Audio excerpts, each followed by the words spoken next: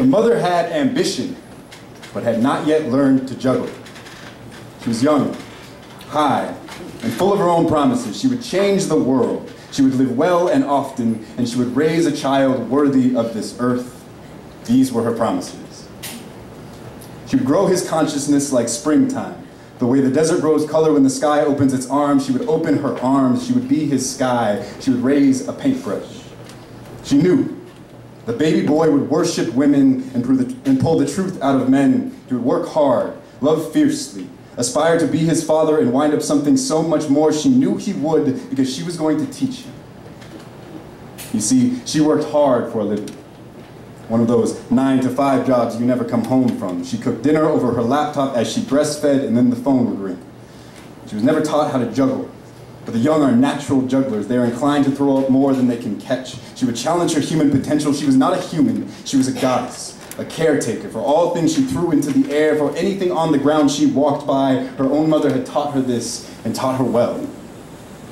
She was the kind of woman who would bring homeless men chocolate on Valentine's Day, coffee in the cold, and sandwiches in the summertime. She was a guide. She was a compass. She was the wind and she was the rock. And the baby boy knew how lucky he was to be at home in her bosom, for he never woke in tears.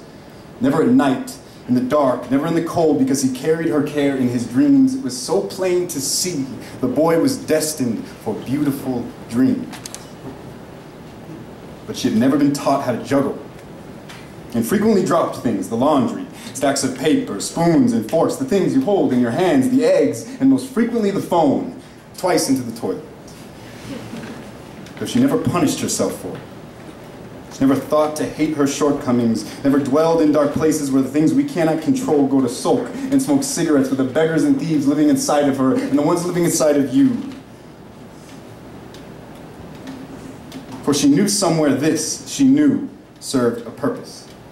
She did not always understand it, but she felt that purpose in her bones and did not fear the artist. The art never does. She didn't fret over cracks in the wall and loved her husband for how much he tried.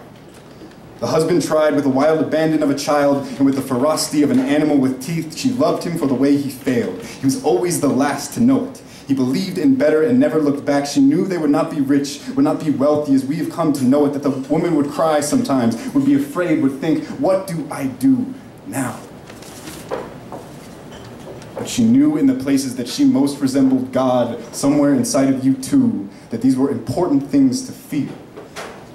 That these feelings would carve the deep throbbing marble she was, chip away at the stone inside her, and someday something beautiful, if not something tragic, would be there. As long as she had her baby boy to hold, as long as her future was but bathing in between her hands, she did not fear the artist. The art never does. But the young woman had never been taught how to juggle. The mother had ambition. She wanted it all. And one day while cooking dinner over her laptop as she breastfed, the phone rang. Thank you.